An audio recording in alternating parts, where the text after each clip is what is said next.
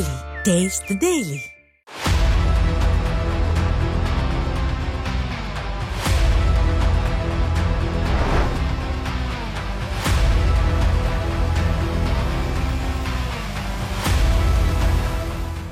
நியூஜே நேயர்களுக்கு வணக்கம். சொல்லியடி நிகழ்ச்சி உங்களை வரவேற்கின்றோம். இன்றைய சிறப்பு விருந்தினர் அரசியல் விமர்சகர் வடிவேலு அவர்கள். வணக்கம் சார். வணக்கம் சார். சார், இன்னைக்கு இந்த கரூர் துயர சம்பவத்துக்கு சிபிஐ விசாரணைக்கு உச்சநீதிமன்றம் உத்தரவு பிறப்பிச்சிருக்காங்க. ஏற்கனவே திமுக சகட்டு மேனிக்கு உச்சநீதிமன்றம் விமர்சனம் செய்யுது. திமுக அரசு மீதும் சரி, அவள் செயல்பாடு குறித்தும் சரி, தொடர்ந்து உச்சநீதிமன்றம் விமர்சனம் செய்யுது. உங்களோட செயல்பாடுலேயே சரியில்லை, எந்த நடவடிக்கையும் உங்களுக்கு சரியாக போக மாட்டேங்குதுலாம் சொல்லியிருக்காங்க. இதை எப்படி பார்க்குறீங்க? அது இன்னைக்கு உச்சநீதிமன்றத்தோட இந்த தீர்ப்பு 8 கோடி தமிழக மக்களும் வரவேற்கக்கூடிய தீர்ப்பு சார். இது ரொம்ப மகிழ்ச்சிகரமான ஒரு தீர்ப்பு. ஏன்னா இவ்வளோ பெரிய ஒரு துக்க சம்பவம் நடந்திருக்கு. 41 பேர் இறந்துருக்காங்க. இதுக்கு பொறுப்பு தமிழ்நாடு அரசாங்கம் தான் அப்படின்னு சொல்லி 8 கோடி மக்களும் சந்தேகப்படுறாங்க. அப்போ தமிழக அரசு மேலே ஒரு சந்தேகம் வரையில் சிபிஐ என்கொயரி கேட்டால் தான் அது நியாயமாக இருக்கும். ஏன்னா தமிழ்நாடு அரசாங்கம் மேலே நம்ம ஒரு சந்தேகம் வரைக்கல, திரும்ப தமிழ்நாடு கண்ட்ரோலில், அரசாங்கத்தோட கண்ட்ரோலில் இருக்க காவல்துறையை விசாரித்தா அதில் ஒரு நீதி கிடைக்காது.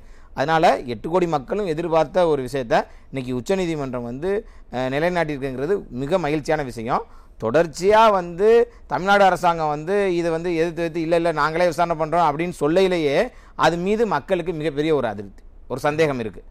அதோடையும் பார்த்தீங்கன்னா அமைச்சர் அன்பில் மகேஷ் பண்ணுற ட்ராமா, அவர் நடித்த நடிப்புகள்லாம் நீங்கள் பார்க்கையிலேயே இன்னும் இதோட சந்தேகம் நமக்கு அதிகமாகுது. செந்தில் பாலாஜி அங்கே போனது அப்படிங்கிறலாம் இந்த சந்தேகங்களையெல்லாம் உச்சநீதிமன்றம் நல்லா ஆராய்ந்து ஒரு 10 நாட்களாக இந்த வழக்கு நடந்து இன்னைக்கு ஒரு தீர்ப்பு கொடுத்துருக்குது அப்படிங்கிறது மிக மிக வரவேற்கக்கூடிய ஒரு சம்பவம் சார். ஏற்கனவே பார்த்தீங்கன்னா கிட்னி விஷயத்தில் கிட்னி திருட்டிலையும் சொல்லியிருக்காங்க. ஆம்ஸ்ட்ராங் கொலை வழக்கிலும் மாதிரி விஷயம் பேசப்பட்டிருக்கு.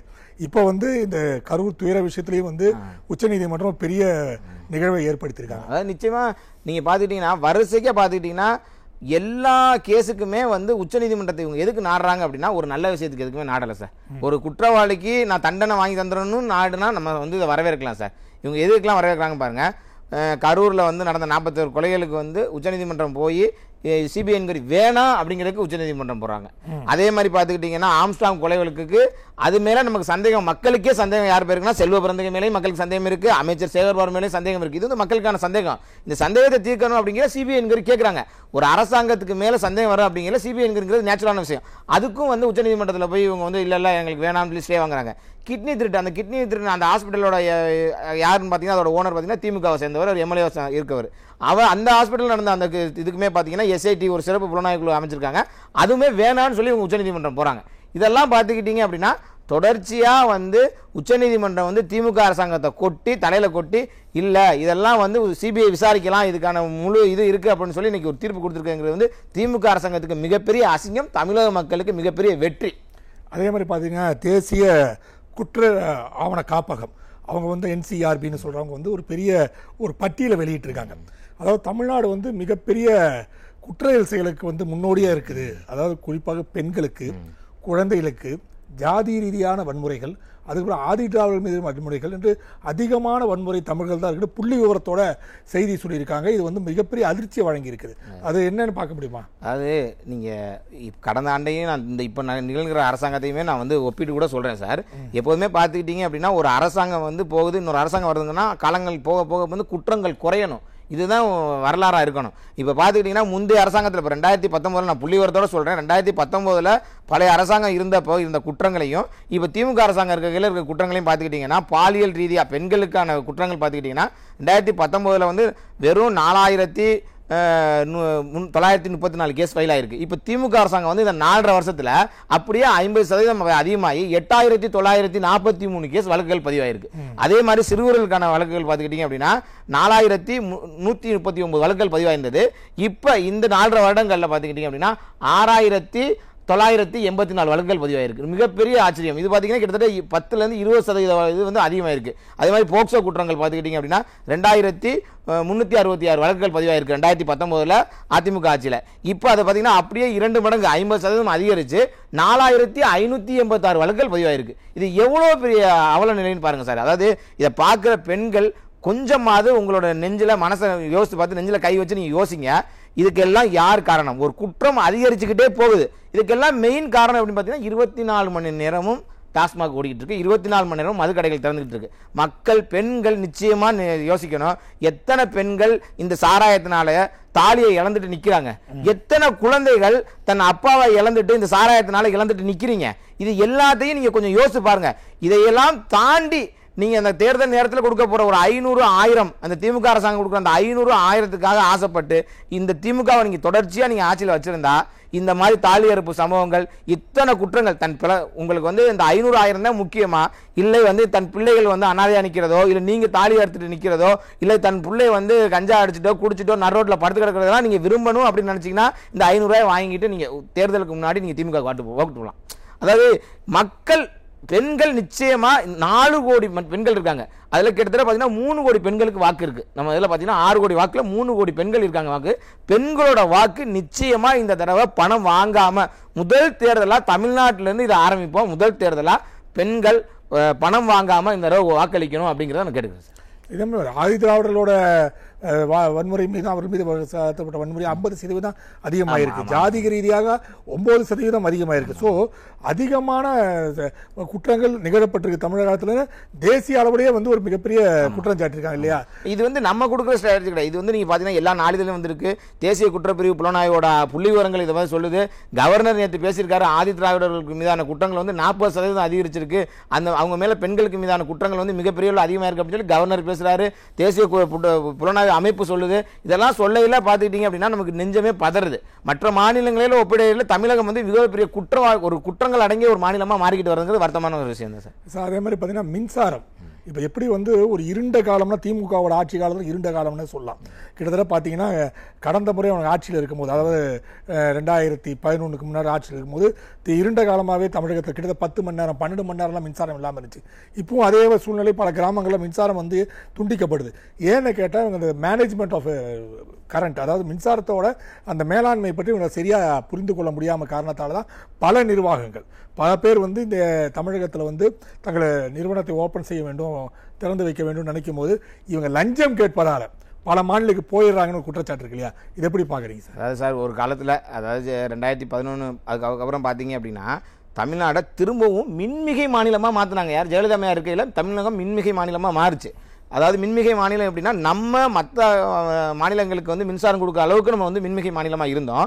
அதுக்கப்புறம் திரும்பவும் ஆட்சிக்கு வந்த திமுக அப்படி பார்த்துக்கிட்டீங்க அப்படின்னா இப்போ மெயினாக இன்னைக்கு வந்து பார்த்தீங்கன்னா சூரிய மின்சக்தி தான் ரொம்ப மெயின் சார். உலகமே வந்து எதுக்கு மாறிக்கிட்டு இருக்குன்னா சூரிய மின்சக்தியை நோக்கி மாறிக்கிட்டு இருக்கு. நீங்கள் சூரிய மின்சக்தியில் தமிழ்நாட்டோட வானிலை பார்த்துக்கிட்டீங்க அப்படின்னா சூரிய மின்சக்தி இங்கே உற்பத்தி பண்ணுறதுக்கான சிறந்த வானிலை தமிழகம் சொல்கிறாங்க. சிறந்த வானிலை இருக்குது தமிழகம்.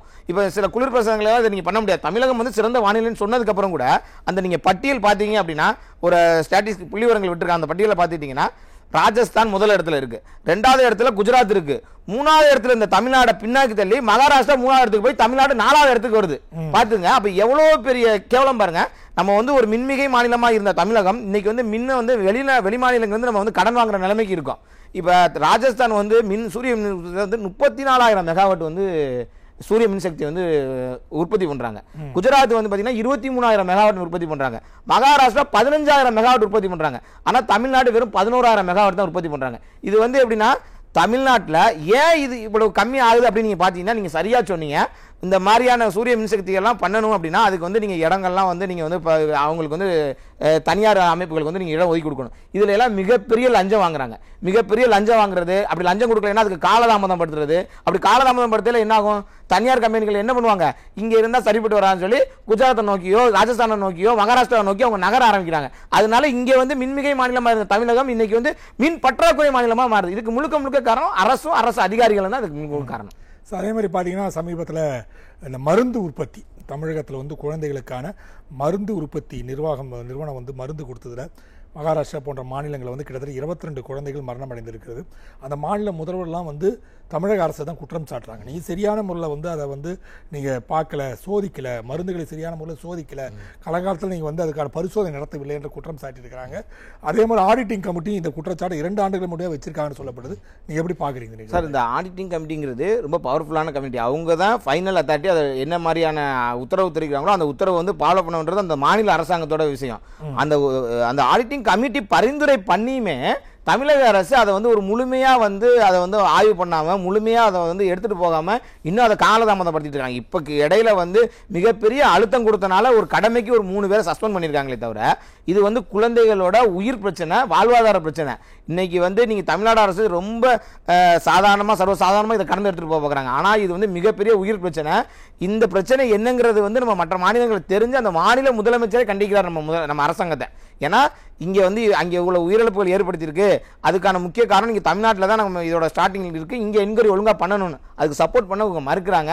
எங்களுக்கு என்ன டவுட் வருது அப்படின்னா, மக்களுக்கு என்ன டவுட் வருதுன்னா, இதில் திமுகவோட அந்த மருந்து சப்ளை கம்பெனிஸ் எல்லாம் இருக்கிறனால இவங்க வந்து தாமதப்படுத்துறாங்களா அப்படிங்கிற ஒரு சந்தேகம் இருக்குது.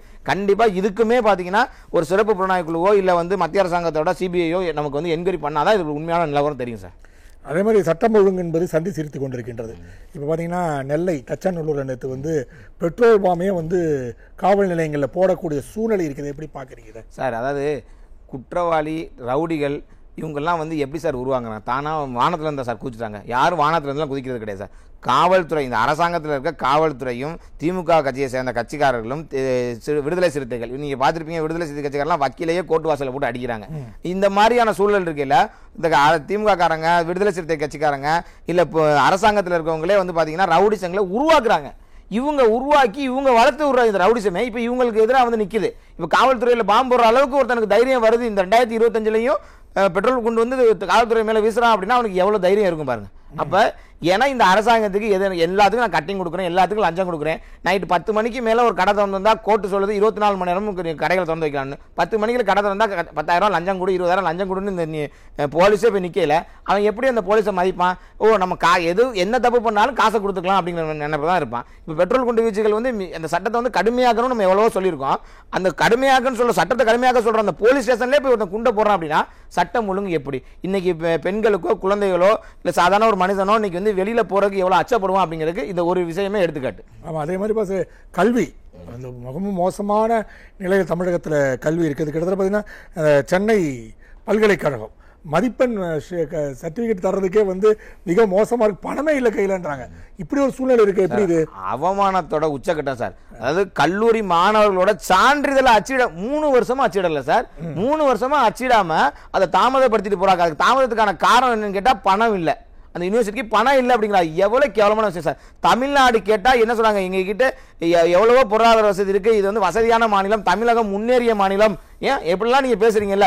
கல்லூரியில அந்த பள்ளி சான்றிதழ், கல்லூரி சான்றிதழ்ல நீங்க அச்சிடுதல்ல இவ்வளவு பெரிய பணம் இது இல்லை அப்படின்னா இது வந்து மிகப்பெரிய லெவல்ல இது வந்து கேவலம். இந்த அரசாங்கத்துக்கு இதை விட மிகப்பெரிய கேவலமான ஒரு செயல் கிடையவே கிடையாது. நீங்க வந்து பள்ளி மேல இருக்க கட்டிடங்கள்ல இருக்க அந்த காங்கிரீட் சோடுகள்லாம் இடிஞ்சு விழுகிறத நம்ம பார்த்துட்டு தான் இருக்கோம். ஏன்னா அதுல எல்லாம் நீங்க வந்து தரமே இல்லாம நீங்க கருணாநிதிக்கு செலவழிக்கிறதுக்கும் கடலுக்குள்ள போய் அவருக்கு செலவழிக்கிறதுலையும் நீங்க கொடுக்குற இதை வந்து நீங்க ஒவ்வொரு இடத்துலையும் செலவு பண்ண காசுகளே பார்த்தீங்கன்னா ஆயிரக்கணக்கான கோடி அதுக்கு செலவு பண்ணியிருக்காங்க சார். அந்த இதை வந்து நீங்க கல்விக்கு செலவு பண்ணா கூட தலைவர்களே என்ன சொல்றாங்க, கல்விக்கு முன்னுரிமை கொடுங்கன்னு சொல்றாங்க. நீங்க அவங்களுக்கு செலவைக்கிற காசுக்கு நீங்க இந்த பள்ளி கல்லூரிக்கு ஒதுக்குனாவே போதுமே சார். அதுக்கு எங்க சார் இங்க நேரம் இருக்கு? உதயநிதி ஸ்டாலின் அவரோட நாயை கொஞ்சி அதை எடுத்து ட்விட்டர்ல பேஸ்புக்ல போறதுக்கு தான் சார் அவருக்கு நேரம் இருக்கு. இங்க வந்து எவ்வளவு ஒரு துயரம் நடக்குது. 41 பேர் செத்துருக்கான். 5 நிமிஷத்துல ஃபிளைட்ல வந்து இறங்கிட்டு திரும்ப 5 நிமிஷத்துல ஃபிளைட் பிடிச்சி துபாய்க்கு போறாரு. அந்த நிலைமையில தானே அவங்க இருக்கிறாங்க. ஸோ அதனால இவங்க வந்து இந்த பள்ளிக்கு கல்லூரி இந்த சான்றிதழ் அச்சிடுதல் இதுக்கெல்லாம் வந்து முழு கவனம் செலுத்தணும். இல்லை அப்படின்னா இன்னும் 5 மாதத்துல மக்கள் உங்களுக்கு பாடம் போட்டுவாங்க. ஸோ அதே மாதிரி இந்த தெருக்கள் பேரெல்லாம் வைக்கணும்னு சொல்லியிருக்காங்க. இதில் மிகப்பெரிய விஷயம் என்னென்னா, புரட்சி தலைவர் எம்ஜிஆர் பேரோ இல்லை அம்மையார் பேரையோ வைப்பதற்கோ எந்த இடத்துலையும் பரிந்துரை செய்யவே இல்லை. ஆனால் கருணாநிதி பேர் வைக்கலாம் அப்படின்ற விஷயத்தை வந்து ஒரு அரசாணையாக வெளியிட்டிருக்காங்க. ஸோ ஏன் இந்த ஓரவஞ்சனை, ஏன் இப்படி வந்து இவங்க பயப்படுறாங்க ஆட்சிகளை பார்த்து? சார் அவங்க பேரை சொன்னாலே இங்கே அவ்வளோ பெரிய கிரேஸ் இருக்குது சார், ஒரு கரிஸ்மா இருக்குது. அந்த கரிஸ்மாட்டிக்கு பேரை வச்சாலே நம்ம வந்து இப்போ இங்கே காலி ஆயிடுவோம் அப்படிங்கிற பயம் தான் இவங்களுக்கு. இதில் எல்லாமே பார்த்துக்கிட்டிங்கன்னா அவங்களுக்கு வந்து முட்டுக்கட்டையாகவே அவங்க சார் இது ஒன்று செய்வாங்க அது ஒன்று செய்வாங்க. அதாவது ஜாதி பேரை எங்கேயுமே வைக்கக்கூடாதுன்னு சொல்லி நேற்று 2 நாளைக்கு முன்னாடி ஒரு சுற்றறிக்கை விடுறாங்க, ஜிஓ பாஸ் பண்றாங்க. அடுத்த நாளே வந்து பாலத்துக்கு வந்து ஜிடி நாயுடுன்னு பாலம் வைக்கிறாங்க. இது வந்து எவ்வளவு பெரிய விமர்சனத்துக்குனால விஷயம். நீங்க வந்து கேட்டா ஜிடின்னு பேர் வைக்க முடியுமா? அப்ப ஜிடி நாயுடுன்னு சொன்னாதான் தெரியும் அப்படின்னு. அப்ப ஏன் நீ அந்த அறிக்கை விடுற? இப்போ முத்துராமலிங்கம் சொன்னா யாருக்கும் தெரியுமா? முத்துராமலிங்கம் தேவர்னு சொன்னாதான் தெரியும். நீ எல்லாத்துலயுமே உங்ககிட்ட முரண்பாடு இருக்கு. ஒண்ணு அப்படி அந்த மாதிரியான ஒரு ஜிஓவை பாஸ் பண்ணாதீங்க. அப்படி அந்த ஜிஓ பாஸ் பண்றீங்கன்னா கரெக்டா ஃபாலோ பண்ணுங்க. நீ வந்து ஜெயலலிதா எம்ஜிஆர் இவங்க 2 பேர் பேரையும் பயன்படுத்துறதுனால நான் மற்ற தலைவர்கள் இவங்க 2 பேர் தவிர்த்து மற்ற தலைவர்கள்லாம் பயன்படுத்துவேன் அப்படிங்கல. ஏன் இவங்களும் முன்னாள் முதலமைச்சர்கள் தான், மக்களோட மனதை வந்து கவர்ந்தவர்கள் தான், இவங்க மிகப்பெரிய ஆளுமையான தலைவர்கள் தான், எல்லாருமே 10 வருடங்களுக்கு மேல தமிழ்நாட்டு ஆண்டவங்க தான். அவங்க பேரை வைக்கிறதுல என்ன தப்பு இருக்கு? நீங்க வந்து வச்சா நான் வந்து எங்களோட தலைவர் கருணாநிதி பேரை தான் வைப்பேன் நீங்க ஒத்த காலம் நிக்கிறது அப்படின்னா, நீங்க வந்து கருணாநிதிங்கிற பேரெல்லாம் எங்களுக்கு கேட்கல திருடன் திருடன் திருடன் எங்க காதுல விழுகிறே தவிர இவர் எங்களுக்கு ஏதோ நல்லது செஞ்சாருங்கிற காதுல விழுகாது. கண்டிப்பாக நீங்க உங்கள் நேரத்தை ஒதுக்கி எங்களுக்கு பேட்டி எழுதுக்கு மிக்க மகிழ்ச்சி. நன்றி சார். நன்றி நன்றி சார். நன்றி. நேரிலே மீண்டும் அடுத்த சொல்லியடி நிகழ்ச்சியில் சந்திப்போம். அதுவரை நன்றி, வணக்கம்.